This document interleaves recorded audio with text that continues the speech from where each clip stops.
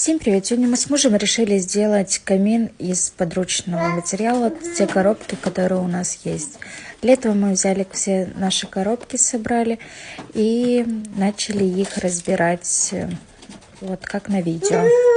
Честно говоря, даже представления не имею, что у нас может получиться из этого, но мы все-таки попытаемся. Муж не любит сниматься, поэтому он попросил, чтобы его лицо не показывать в кадре. Все, что мы коробки разобрали, мы кинули все на кучу. И вот такая вот куча у нас получилась. Это еще не все коробки. Потом мы взяли одну коробку, и это будет у нас столб первый. Мы начали заклеивать, придумывать, чтобы он держался и зафиксировали хорошо. Следующую часть смотрите у меня в профиле, будет продолжение.